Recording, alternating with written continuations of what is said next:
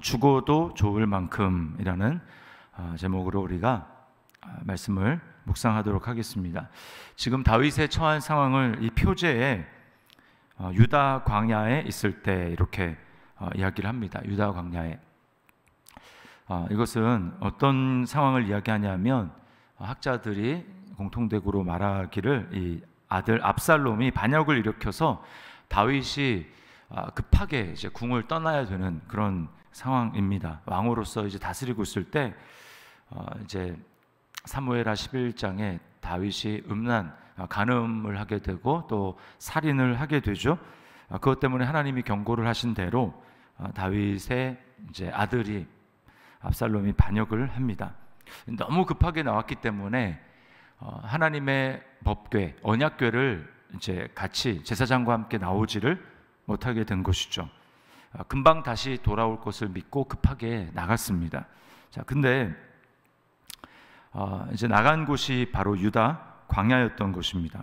유다 광야. 그래서 광야가 어떤 환경입니까? 63장 1절 하반절에 보면은 물이 없어 마르고 황폐한 땅에서 이렇게 이야기를 합니다. 물이 없어 마르고 황폐한 땅에서. 자, 이거는 두 가지를 다 얘기합니다. 물질적인 환경이 아주 열악한 곳이죠. 왕궁과는 너무나 대조가 되게 마실 물이 없고 황폐한 땅입니다. 따뜻하지도 않고 비나 이슬에 몸이 젖어야만 하고 푹신한 침대에서 잘 수도 없고 따뜻한 물로 몸을 씻을 수도 없고 맛있는 음식을 편안한 마음으로 먹을 수 없는 그런 환경입니다. 그러니까 얼마나 불편하겠습니다. 얼만큼 있었는지는 잘 모르겠지만 너무너무 불편한 상황이에요. 그리고 또 한 가지는 이 단지 물이 없고 황폐한 땅이라는 것은 물질적인 환경만 이야기하는 것이 아니라 지금 법궤가 없는 상황입니다. 하나님의 언약궤가 없는 그런 상황이에요. 그러니까 너무나 영적으로 갈급한 그런 상황 가운데 있는 것입니다. 자, 만약에 이런 환경 가운데 놓이게 된다면 여러분은 무엇을 구하겠습니까? 아마 물질적인 환경이 너무 불편하고 힘들기 때문에 하나님, 내가 빨리 이런 상황을 벗어나게 해주십시오. 너무나 괴로워서 못 견디겠습니다. 이렇게 아마 기도를 할 수도 있을 것입니다. 빨리 내가 따뜻한 집에서 좋은 음식을 먹고 또 편히 쉴 수 있는 그런 환경이 좀 됐으면 좋겠습니다라고 환경적인 형통함, 그것을 다시 회복하게 해달라고 하나님 앞에 기도할 수도 있는 거예요. 그러나 다윗은 그렇게 하지 않았습니다. 다윗은 자 1절 그 앞에 보면 내가 간절히 주를 찾되 이렇게 이야기합니다. 내가 간절히 주를 찾되. 그리고 1절 끝에 보면 내 영혼이 주를 갈망하며 내 육체가 주를 앙모하나이다. 네. 아주 간절하고 또 갈급한 갈망하는 마음을 가지고 주님을 바라본 것입니다. 이게 바로 다윗의 마음이었어요. 어떻게 육체적으로 너무나 불편하고 힘든 그런 상황 가운데 있으면서 먼저 구하는 것이 내 육신의 좀 편안함이 아니라 주님을 간구하고 주님이 없어서 갈급하고 갈망하는 그런 마음을 가지고 주님 앞에 그렇게 구할 수 있을까요? 그것은 평소에 이 경건의 습관과 훈련이 참 중요하다라는 것입니다. 그래서 2절 말씀에 보면 63편 시편 63편 2절 말씀에 보면 내가 주의 권능과 영광을 보기 위하여 이와 같이 성소에서 주를 바라보았나이다. 성소에서 주를 바라보았나이다. 이 과거를 이야기하는 것입니다. 내가 이랬었습니다. 성소가 있었을 때 하나님의 언약궤가 있는 하나님의 임재가 있는 그 성소에서 나는 주님을 계속해서 바라보고 묵상하고 주님의 권능과 영광을 제가 보았습니다 라고 그렇게 고백하고 있는 것입니다. 다윗은 정말 하나님을 사모하는 그런 사람이었습니다. 그래서 법궤가 빼앗겼다가 나중에 다시 돌아와서 이 오벳 에돔이라고 하는 사람 집에 머물게 되죠. 꽤 오랫동안 머물게 됩니다. 그러면서 그 오벳 에돔이라는 사람의 집이 복을 받습니다. 하나님이 어떤 복을 주셨는지는 뭐 정확하게 성경에 나와 있지 않지만 영적으로 또 육체적으로 복을 하나님이 주셨어요. 다윗이 그걸 알고 마음에 왕이 된 다음에 이 사모하는 마음이 생겼죠. 그래서 다윗이 어떻게 합니까? 그 법궤를 예루살렘으로, 자기가 왕이 된 다음에 예루살렘으로 옮겨 오고자 합니다. 자신은 왕이 되어서 왕궁 가운데 거하는데 하나님의 이 법궤는 그러지 못한 상황에 있는 것을 다윗이 굉장히 마음이 쓰였던 거예요. 이거는 뭐 하나님은 영이신데 뭐 그런데 계시는 것이 뭐가 문제냐라고 생각할지 모르지만 다윗의 마음 가운데는 하나님을 사모하는 마음으로 뭔가 인간의 기준으로 봤을 때 하나님이 그런 데 계시면 안 된다라고 하는 이 마음에 있었던 것입니다. 그래서 하나님을 가까운 곳에 또 화려하고 좀 좋은 궁전에, 궁전보다 더 화려한 곳에 모시고 싶은 그런 마음이 있었던 것이죠. 여러분이 간절히 찾는 대상은 무엇입니까? 여러분이 갈망하는 대상은 무엇입니까? 내가 이것만 있으면 참 행복하겠다, 내가 이것만 있으면 참 소원이 없겠다라고 여러분이 마음속에 지금 갈망하고 있는 그 대상은 무엇입니까? 그 대상이 하나님이어야만 우리가 행복할 수가 있는 것입니다. 산상수훈에서 예수님은 뭐라고 말씀하십니까? 심령이, 마음이 가난한 자는 복이 있다, 천국이 그들의 것이다 라고 말씀하시고, 또 의에 줄이고 목마른 자는 복이 있나니 그들이 배부를 것이다 라고 말씀하셨습니다. 마태복음 6장 33절 우리가 잘 아는 말씀 있잖아요. 먼저 그의 나라와 그의 의를 구하라. 이것은 하나님의 다스리심과 통치를 구하는 것입니다. 말씀이 왕노릇하는 그러한 은혜를 간구하는 것입니다. 그런 의에 갈망하는 사람에게는 하나님이 놀라운 영적인 만족함, 배부름을 주신다라는 거예요. 이게 바로 하나님의 나라가 임하는 것이고 하나님의 성령이 우리 마음 가운데 충만해지는, 좌정하는 그러한 것을 말하는 것입니다. 이런 은혜를 우리가 맛보았다면, 우리가 경험했다면 우리는 하나님의 나라를 더 사모하게 될 것입니다. 평상시에 주님의 임재를 누리고 정말 이것이 하나님의 은혜구나, 이것을 내가 무엇과도 바꿀 수 없다라고 하는 그런 마음이 마음 가운데 있는 사람들은 계속해서 주님 앞에 나아가는 것입니다. 너희가 여호와의 선하심을 맛보아 알라, 이렇게 얘기하죠. 맛보았으면 그리하라. 다윗을 보십시오. 3절에 보면 주의 인자하심이 생명보다 나음으로, 이렇게 이야기를 합니다. 생명보다 나음으로. 그렇게 평소에 다윗이 하나님을 찾고 경건의 습관과 훈련을 한 것이 너무 괴로운데 내가 육체적인 복을 많이 받기 위해서 이렇게 해야 돼 라고 하면서 억지로 막 참고 한 것이 아니고 뭐라고 얘기합니까? 인자는 뭐예요? 하나님의 이 언약의 사랑입니다. 내가 너를 선택했기 때문에, 언약을 맺었기 때문에 내가 끝까지 너의 모습이 어떠하든지 간에 내가 너를 끝까지 은혜를 베풀고 사랑하겠다라고 하는 이 하나님의 일방적인 사랑과 은혜인 것입니다. 이거를 다윗이 경험했죠. 그러다 보니까 내가 이런 하나님의 은혜와 사랑을 벗어나서 평생을 사느니 그게 무슨 의미가 있나 라고 생각을 한 것이죠. 그래서 다윗은 내가 그런 은혜를 받지 못하고 살 바에는 안 사는 일만 못하다, 생명이 붙어 있는 한 무슨 소용이 있는가라고 다윗이 생각을 한 것이죠.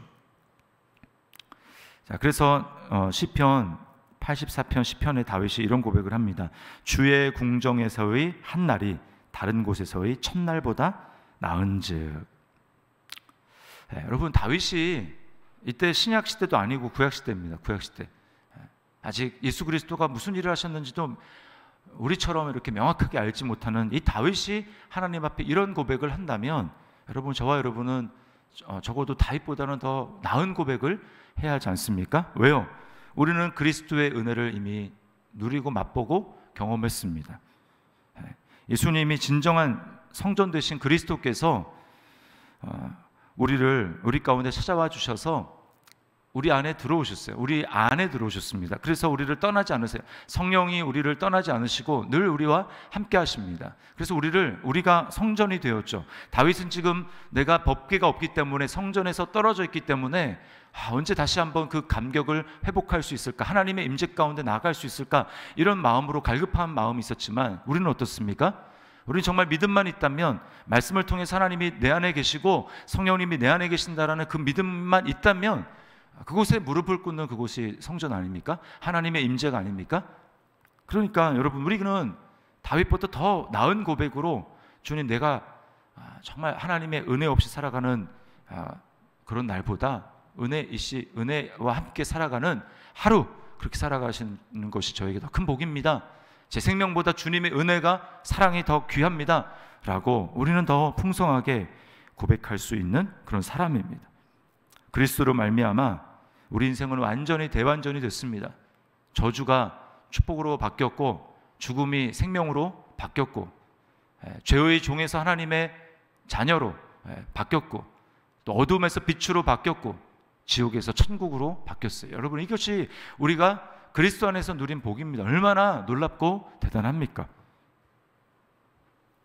우리가 정말 이런 은혜를 받은 게 맞다면, 그런 은혜를 우리가 때때로 누리는 것이 맞다면, 그런 은혜를 내가 맛보아서 한 번이라도 경험한 적이 있다면 우리가 어떻게 합니까? 다윗처럼 우리가 반응해야 돼요. 여기 두드러진 계속해서 나오는 고백은 바로 찬송입니다. 찬송, 기쁨의 찬송, 감사의 기도, 이것이 우리 마음 가운데, 우리 입술에 떠나지 않고 계속해서 흘러나와야 되는 것입니다. 3절 하반절을 보세요. 생명보다 나음으로 뭐라고 합니까? 내 입술이 주를 찬양할 것이라. 내 입술이 주를 찬양할 것이라. 4절도 보세요. 이러므로 나의 평생에 주를 송축하며 주의 이름으로 말미암아 나의 손을 들리이다. 손을 들고 하나님을 찬양하고 내가 평생에 주님을 찬양하겠다, 이렇게 이야기를 합니다. 또 5절에 이렇게 골수와 기름진 것을 먹음과 같이 나의 영혼이 만족할 것이라. 주님의 은혜로 만족합니다. 비록 환경이 지금 광야와 같은 그런 환경이 있다 할지라도 내가 주님의 이 은혜를 받는 사람으로서 나는 만족합니다. 그러면서 나의 입이 기쁜 입술로 주를 찬송하되, 입술로 찬송한다고 이야기합니다. 6절, 나의 침상에서 주를 기억하며 새벽에 주의 말씀을 작은 소리로 읊조릴 때에 하오리니, 뭘 합니까? 찬송하겠다. 말씀을 묵상할 때, 새벽이랄지라도 침상일지라도 내가 거기서 주님을 찬송하겠습니다.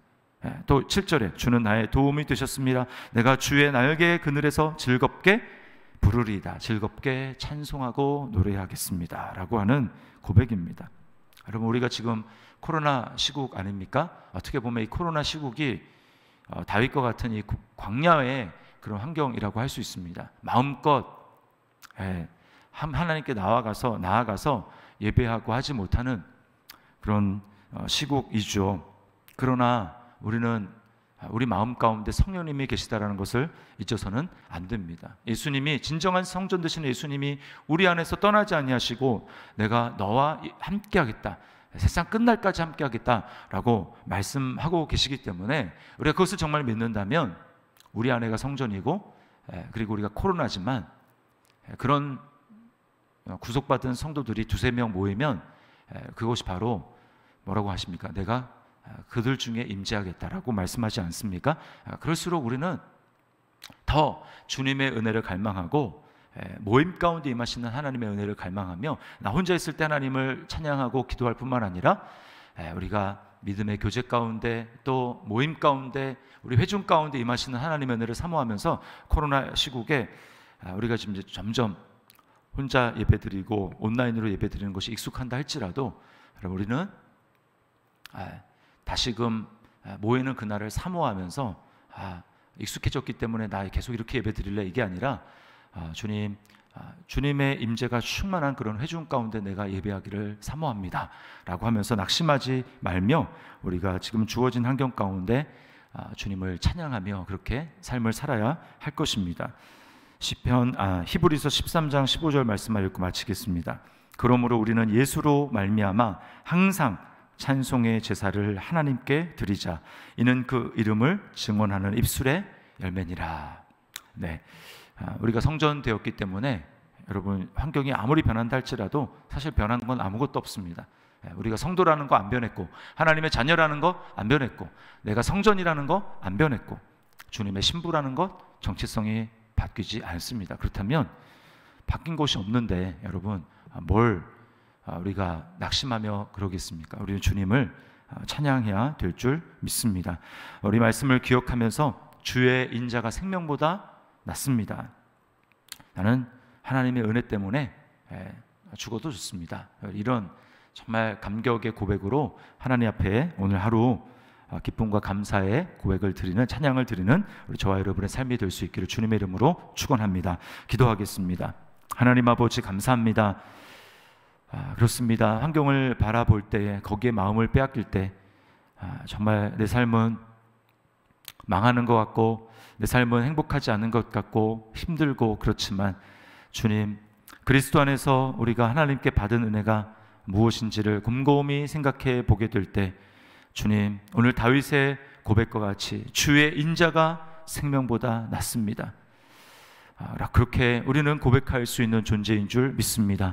그리스도로 말미암아 영원히 하나님이 성령께서 떠나지 아니하시고 함께 하시는 성전 되었음을 기억하며, 주님, 성전에서 원망과 불평이 아니라 감사의 찬송이 끊어지지 아니하며, 주님 앞에 드리는 감사의 기도가 끊어지지 않는 그런 성전이 될 수 있도록 주님, 우리의 마음을 붙들어 주시고 성령으로 감화 감동하여 주시옵소서. 또한 정말 하나님의 영이 두세 사람이 모인 회중 가운데 충만하게 임재하신다고 말씀하셨사오니, 아버지 하나님, 우리가 혼자 예배하는 것이 아니라 정말 우리가 다시 모여서 하나님을 예배하며 찬양하는 그날을 고대하며 기다리는 우리의 삶이 될 수 있도록 인도하여 주시옵소서.